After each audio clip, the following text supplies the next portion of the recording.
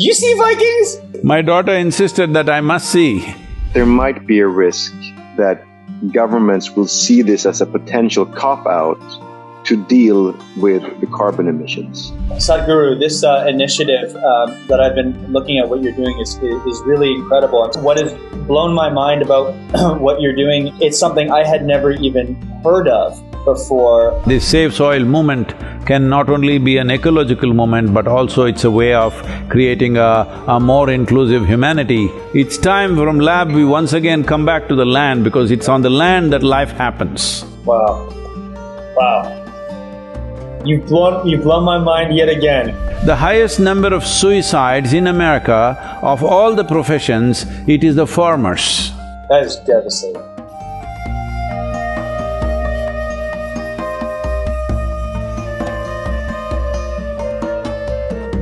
Namaskaram. Floki and Yon, look at them. Both of them together. It's good to see you again. Wonderful talking to both of you, please. Likewise, an honor, a privilege, a delight. Both of you are stationed where, like, in which part of America are you? Right now, I'm in Los Angeles. Oh, okay.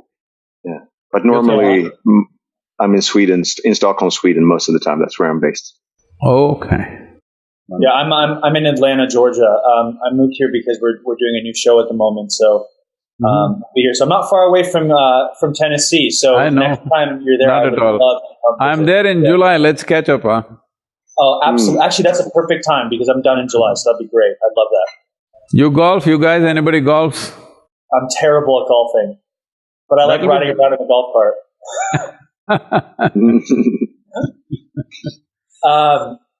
This Sadhguru, this initiative that I've been looking at what you're doing is really incredible. I'm so happy you finally get to meet one of my best friends, Gustaf, because he is I would say even more passionate about this than I am. Simply, and I'm very passionate about the environment. It's just that he's just taken the initiative to really educate himself on everything he's doing.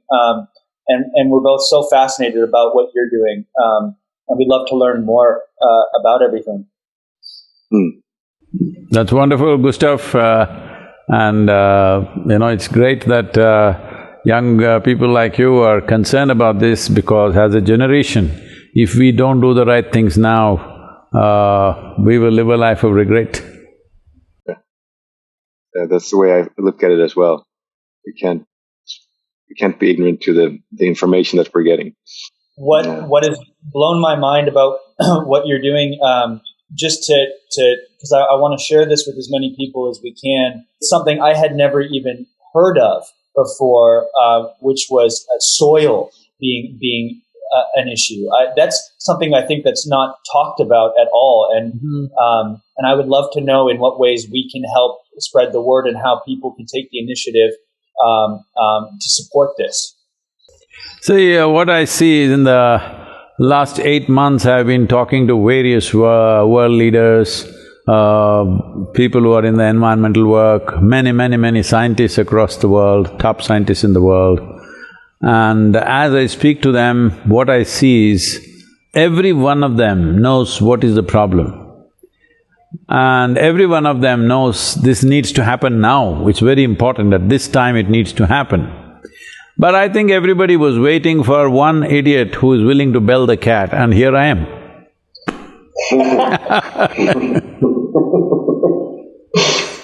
Yeah, we appreciate that, Sadhguru. You appreciate me being an idiot? Come on, huh? Yes. You're the most Someone needs to go first.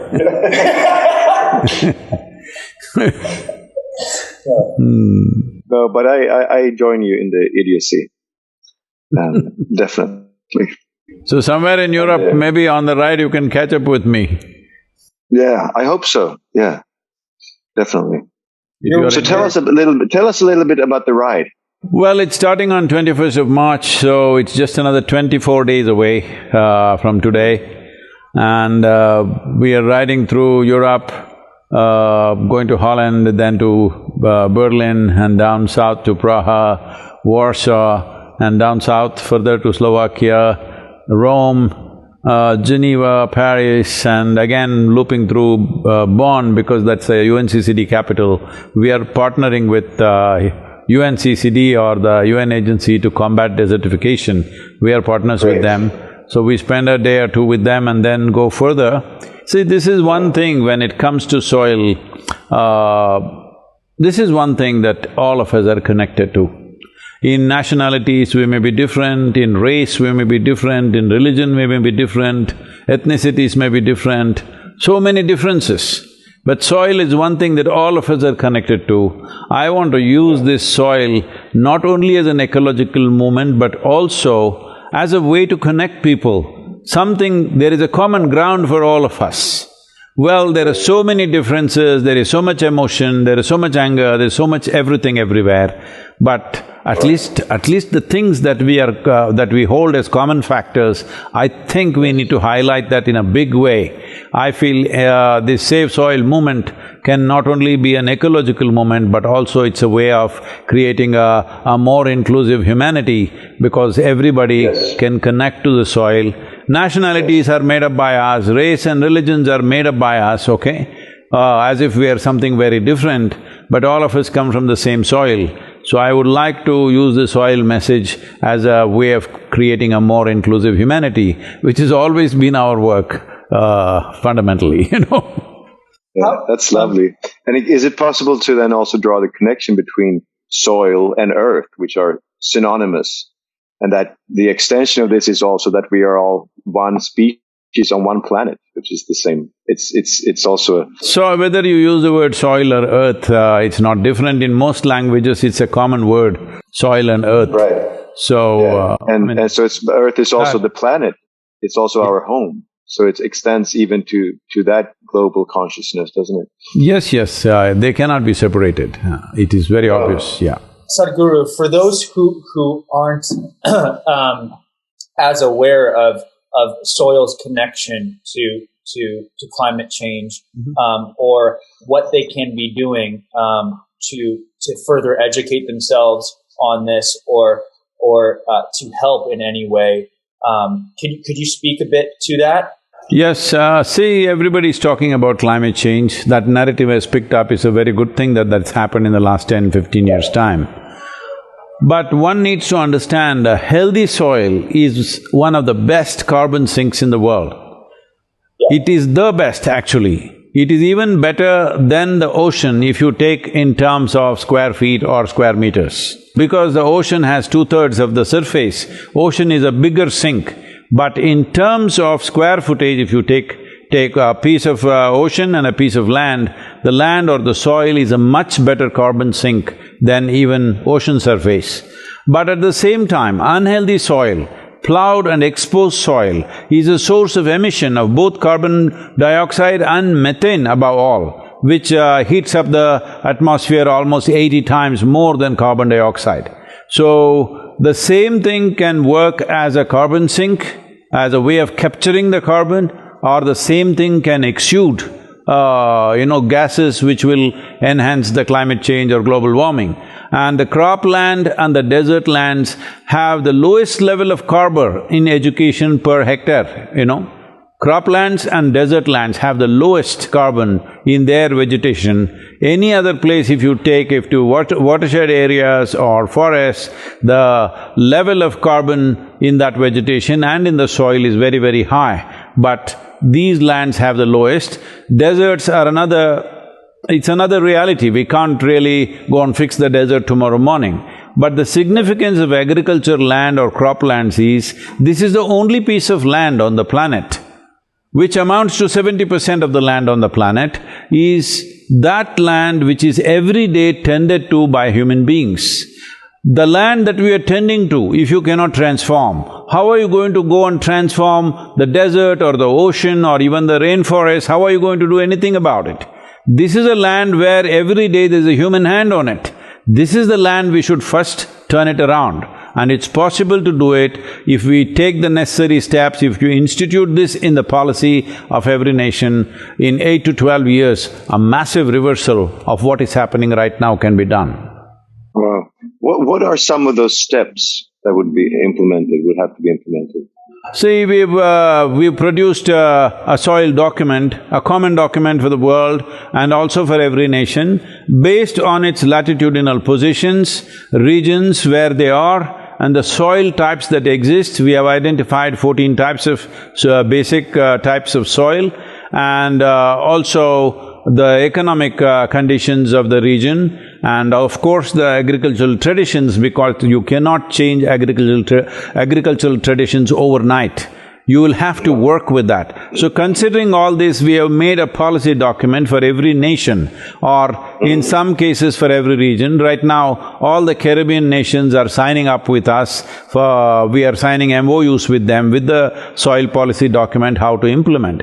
We will do similar things with most nations. Maybe the large nations may not want to sign because they have their own systems to do it, but it's okay as long as they do it. But smaller nations, we're trying to sign up and handhold them in that direction. When you ask specifically what, see, there is one fundamental thing that we need to understand. When Alexander asked about what about climate change, essentially one important aspect of climate change is the amount of ppm per in the air around us. On an average, if it's 350, it is considered normal, but today we've reached 410. This 410 means 60 ppm extra. ppm is a unit for the carbon dioxide or carbon molecules in the carbon particles in the air. To bring this down, one important thing is to enhance photosynthesis on the planet. Whether it's a cover crop, or whether it's a bush, or it's a tree, or grasses, whatever it is, always land should have photosynthesis going on. Photosynthesis is the magic, perpetual magic that is going on using the perpetual energy of the sun. The very life that we are is manufactured from this, because before photosynthesis started on this planet, scientists say approximately 1 billion years ago or whatever, whenever it started, before that, the oxygen levels in our atmosphere was less than 2%. Obviously, human beings and most mammals could not exist in that. But today it is 21%, where all of us are comfortable. So this 21% of oxygen has happened mainly because of photosynthesis. So right now if you look at human habitations, the lands that human beings have occupied, if you fly across the world, you will see the level of photosynthesis happening in every land that human beings have put their hands into is minimal or nothing, Large parts of the time in the for months on end in a year, there is nothing happening, it's just plowed and left open, killing all the microbial activity. The first 15 inches, 12 to 15 inches of soil is responsible for 87% of the life on the planet, including you and me. Today we are using machines where they're plowing almost like 12 to 14 inches deep and leaving it open to the sun. This is like we peel off our skin and stand in the sun, you will be screaming. That's exactly what the land is doing. Land is screaming, but nobody is hearing. So, the most important thing is always there must be a crop. If you have no yield crops coming, there must be a cover crop all the time.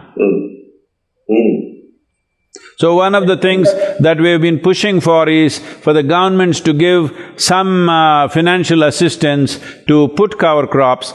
Just now, about 10 days ago, United States announced $1 billion fund to enhance the cover crop in various states in the country. Similarly, United Kingdom has announced a subsidy for cover crops. Now we're pushing the Indian government and every other government, at least in the seasons when you're not growing food on it, there must be a cover crop, enormous foliage. When time comes, you just put this back, that creates humus in the soil, and that humus is the basis of who we are, because the word human itself comes from the word humus. So essentially, we have to reteach people everything that they know is essentially about…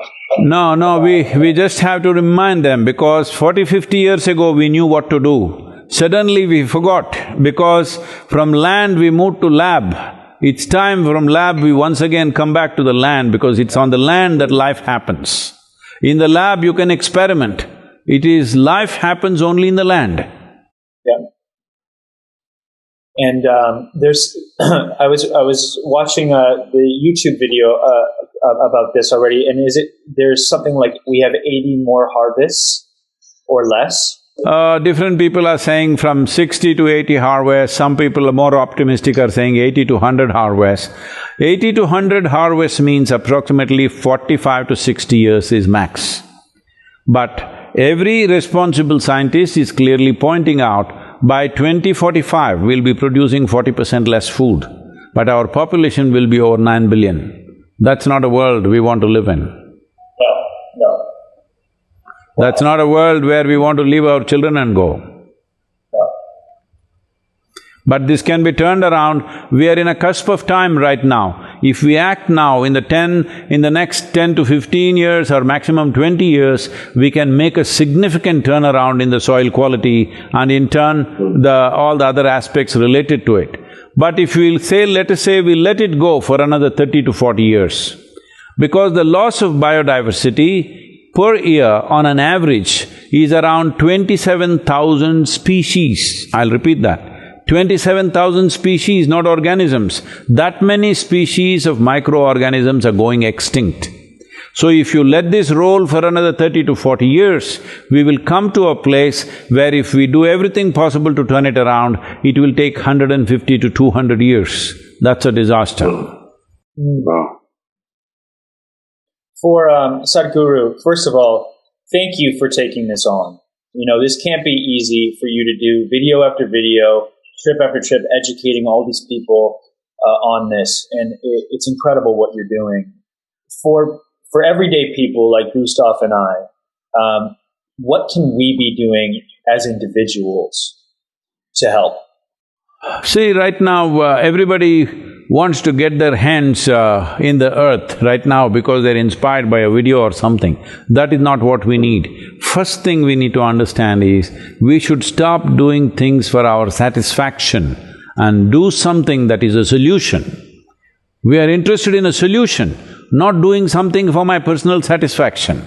This is an important step everybody must take. So if we want a solution, it has to be enshrined in the policy of every nation. Why should it be enshrined in every policy of every nation? See, right now, if you have 100 acres of land, you're doing a great job with the soil, you're taking very good care about it. But what is the guarantee that the next generation will do that? They may turn it into a desert. That's what we have done. In 1 or 2 generations, we've done that, right? So, it has to get instituted in the policy. If you want to understand what I'm saying, see, for example, if you see the cities right now, in every city there is a building law. If you have 10,000 square feet of land, you can't build 10,000 square feet of building. You can build 6,000–7,000, you have to allow space for yourself and your neighbor. But just go to the old cities and see. Wherever there are really old cities, you will see there is no concept of a window. They've all just built side by side, attached to each other. Just one door to enter, one door to get out. So that is simply because there was no law. Today, you can have 100 acres of land, you can plow every inch of it, turn it into a desert in the next 10 years, nobody to ask you, why are you doing this? We must understand, soil is not our property. Soil is not our property.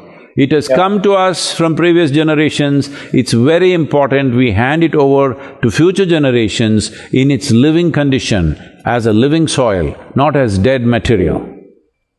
Yes. Wow. Wow. You've blown my mind yet again. So when do you start your trip to begin this process of, so I understand you're meeting with politicians, people all over, trying to institute this one step at a time. It's your ride is something like 30,000 kilometers. So right now, I'm coming to United States on 5th of March, I'm sorry, and I have some media interactions and stuff. I finished that, then I'm in Caribbean region for about 4 days, and then by 15th I'm in London. There are many events till 20th. 21st I start to ride from London. So then we go to Holland and from there Germany, and that whole trip, as I said earlier.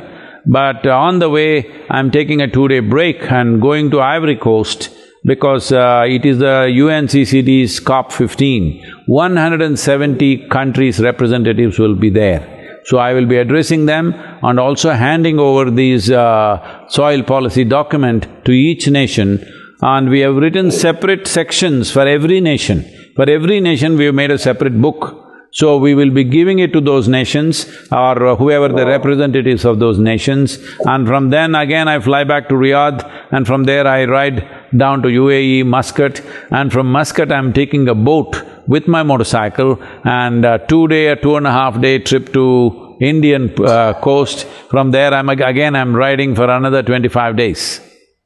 That sounds incredibly relaxing. I'm 65, I hope I survive.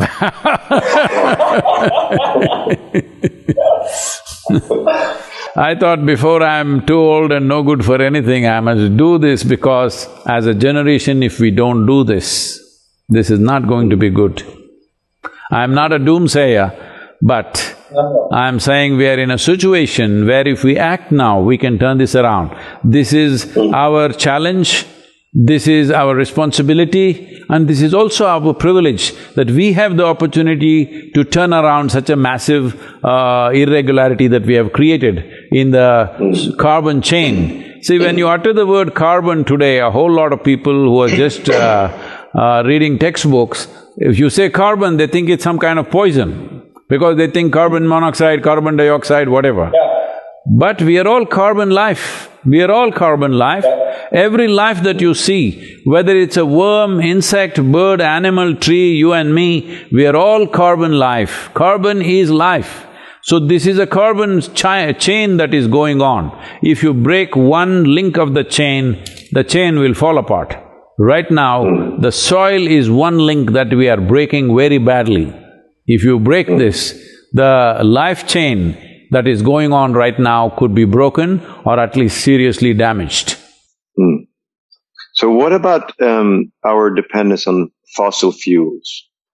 Because that is also a way of breaking the chain, isn't it? That we're taking carbon that has been stored in concentrated form in the ground for millennia, and we take that and we combust that and bring it out into the atmosphere, and that enhances tremendously and disrupts this whole cycle, doesn't it? It definitely does. Not that it is not there, it is very much there. But right now, the way we have structured the world, we can't stop that tomorrow morning, all right? It will take time. People can talk as much as they want. It may take another 30 to 50 years before we make a significant turnaround in that area. But the nature of the soil is such that if we are willing, if all of us are determined, if the governments make the policies, in the next anywhere between 6 to 12 years, we can make a significant turnaround. And soil accounts for 40% of the climate change. It's really fascinating to me, I think, when I start thinking about, initiatives like this. And, one thing I've always loved about you, Sadhguru, is you're very optimistic but solution-based. And I think that, because you're not a doomsayer, but I also think that it's important for people to realize the importance of educating themselves and the responsibility they have to do that. Because just because we say that we can turn it around in 16 years doesn't mean that it will be if we do nothing about it. And I think that's something that I'm learning along the way, just from speaking to you and actually speaking to Gustaf as well, and doing my own research, is just like how important it is for my generation and the younger generations to take it upon themselves as a moral obligation to our planet to educate themselves as best they can on these scenarios. It's very important, but right now, the most important thing is, see, whether it is going to happen in the next 8–10 years or not is still a question mark. I'm not denying that. But if it gets instituted in the policy now, see, as a part of this, what we have done is, we have written to all the heads of state. The letters are in the process of being delivered. And we have written to 730 political parties on the planet.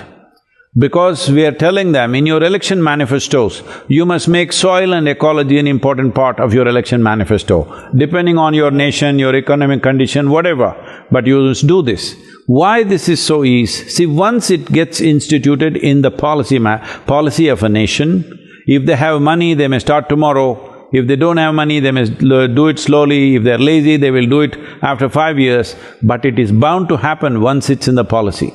If it's not in the policy, it will be ad hoc, something here and there will be done, but the real thing will not happen. Now I'm talking about, like there are building laws in a urban area, we need agricultural laws where if you own agricultural land, minimum 3 to 6% organic content must be there. Initially give them incentives, nudge them to do it. As things get worse, we have to make it mandatory. It's going to happen anyway, all right? When things get bad, when food production gets hit, it will happen. But the reverse that can happen is, as already some of the agencies, UN agencies are speaking about, is to bridge the food shortages that will inevitably come after 2030. They're talking about making GMO crops the only way to do cropping in most of the countries, because they want to bridge that food crisis.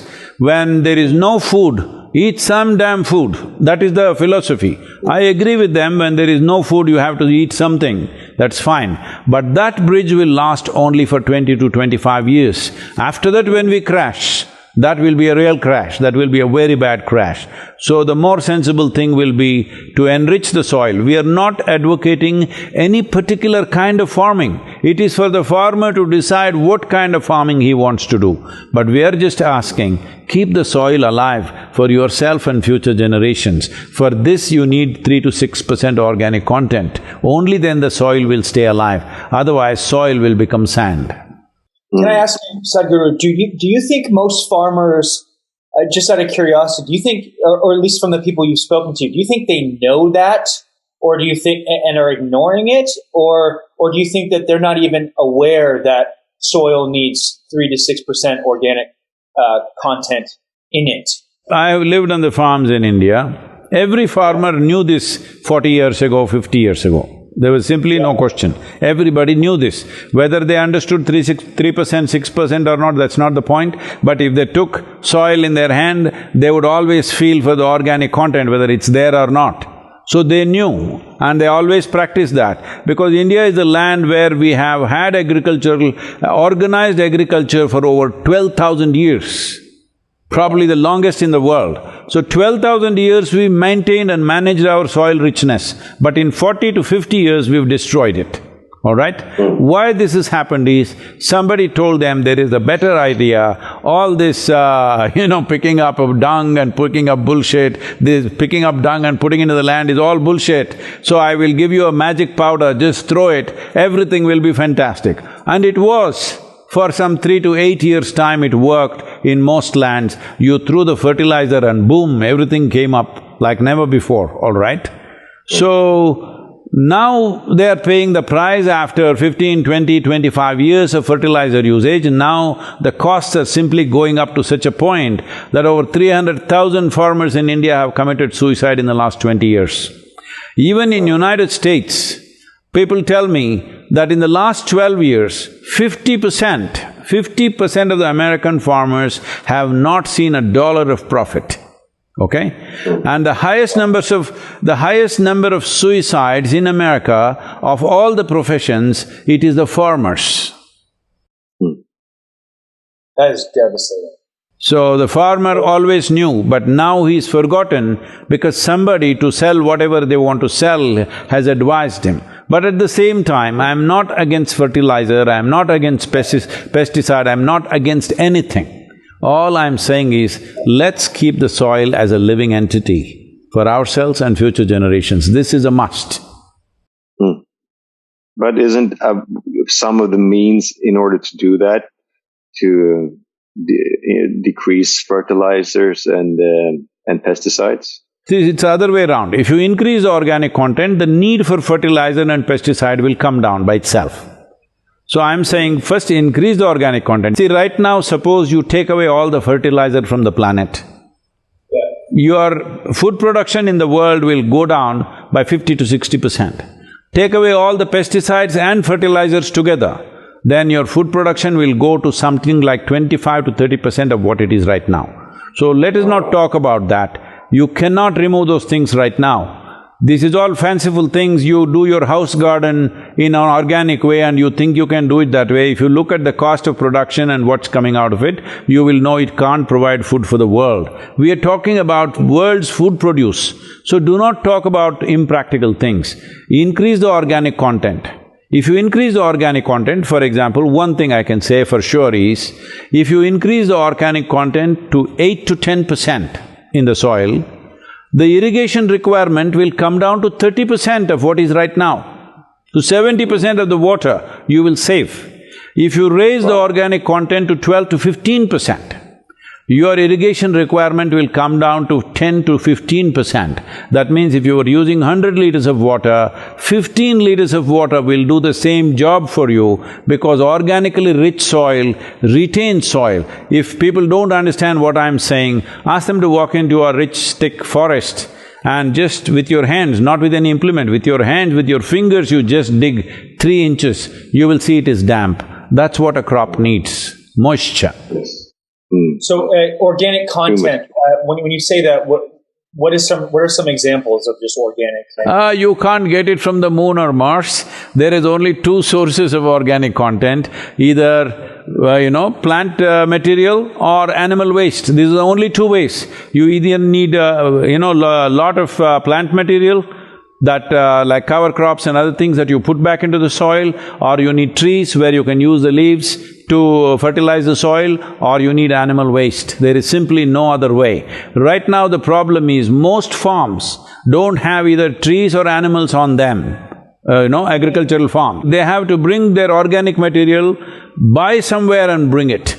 It will not work. It will simply not work that way because the costs are too high. In the southern India, I've been running this campaign for over 24, 25 years now, that I went on campaigning for farmers to plant 10% of their land as trees. 10% of land produces enough organic material for the remaining 90%, and your yield on the 90% is better than what the 100% were doing before.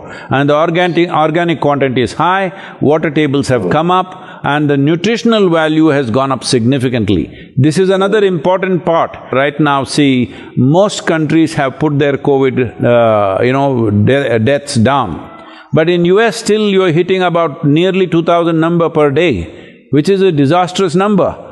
Well, people can ascribe it to many things. One fundamental thing is, any rudimentary doctor, I'm not saying some virology expert or something, and a simple doctor, basic education doctor can clearly tell you, if you don't have enough vitamin A, vitamin B, B6, B12, C, E, and folate and iron and these things in your body, you become susceptible to respiratory infections.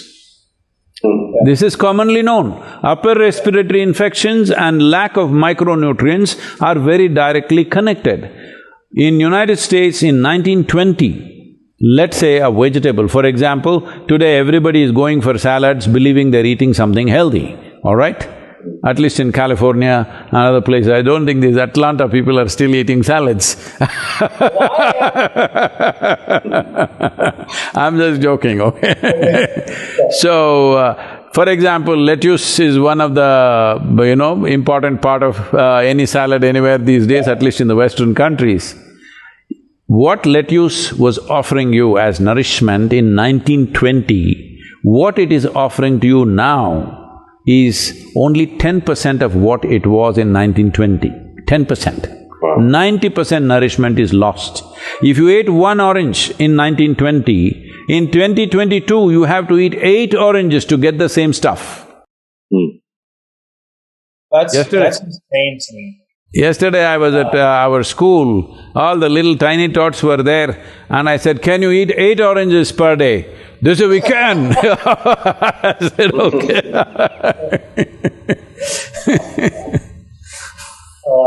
They're not giving it to us, we can eat 8 oranges per day, they're saying.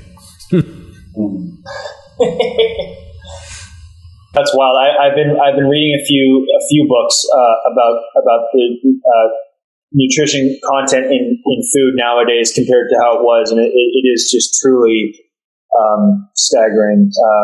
But Sadhguru, I know you are so busy, and I can't thank you enough for your time, and it's always such a pleasure to see you. Thank you, and yourself and all the others of your tribe. I'm not talking about the Vikings, I'm talking about all the actors. The humans. You know, people… Well, the boss of my tribe, my wife, is in the room over, so she says hello as well. So make sure from March 21st for 100 days, the whole world should talk about soil. This is what is important. It's not about supporting me. They don't have to support me. They must talk about soil. If they do this on the social media platforms, we'll aggregate these numbers. If we move 3.5 billion people, which amounts to 60% of the world's electorate on the planet, then we can move the governments, we can give confidence to the governments that they can invest in this direction. Right now the problem is people have not spoken. It's time the people speak. March 21st. Yes. For that month. For 100 days from there. For 100 days from there, okay. Yes. For 100 days from there. When I'm on the road for 100 days, every day say something about soil. Yes, sir. Can I just raise one concern, if I may? Yes. Do you feel like there might be a risk that governments will see this as a potential cop-out to deal with the carbon emissions? See, this is a concern that most activists have, and that is one reason why they've never brought soil into the picture. I was talking to environment ministers who have attended the COP26 in Glasgow, and they said, Sadhguru, what is the matter? We were there for one whole week, we did not hear the word soil. See, because you want to fix one industry, you leave a huge gap. In what way will enhancing the soil organic content will make oil companies, automobile companies escape that? Because that momentum has already happened. Most governments are committed, it's only a question of speed, all right? All governments in the world are already committed to changing or reducing their fossil fuel consumption in a big way. Everybody is committed to timelines. It is only a question of speed. But they're not acting on those timelines, though. No, and during the pandemic, they gave $370 billion in economical support to the fossil fuel industry. That is true, Gustaf, that is true, but you need to understand the economic conditions of different nations. Because they can't just turn around like that, it's not possible for them to do it. So, there are many challenges, but everybody largely is committed to the direction of going free of fossil fuels in a certain amount of time. Speed is a question. What you're talking about is speed.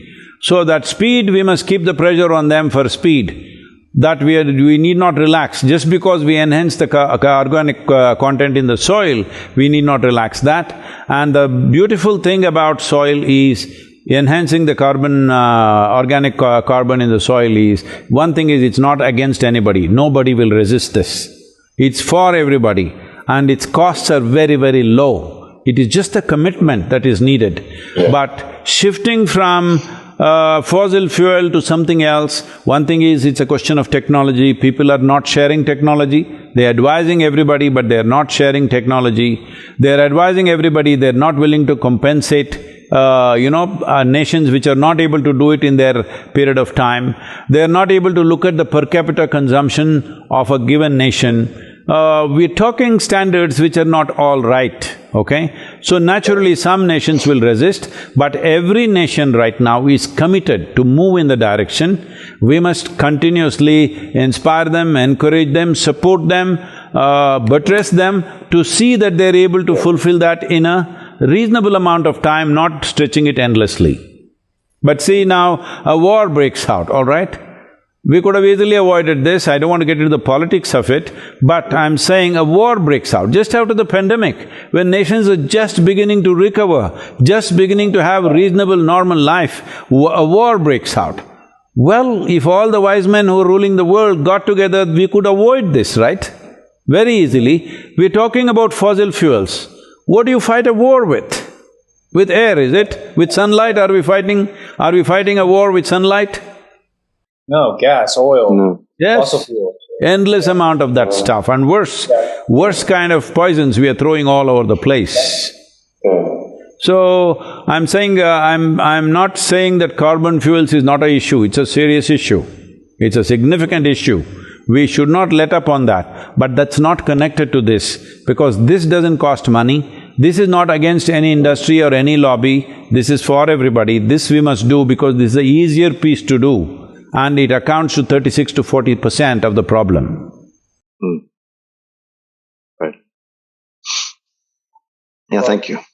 Sadhguru, Thank you. we are going to spread the word, and again, we're so grateful for you. This is not my planet, this is our planet, let's make it happen, huh? Absolutely. Yeah, that's it. Absolutely. That's it. For sure. I would definitely want to… And get your Viking tribe going, huh?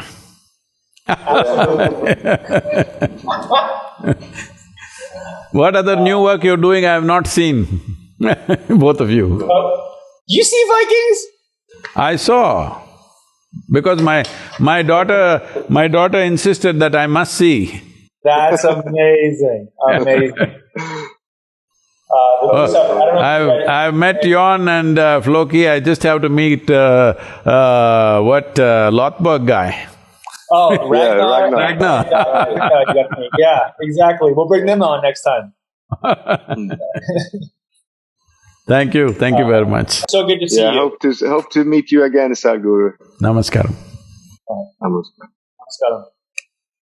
See you later. Be safe.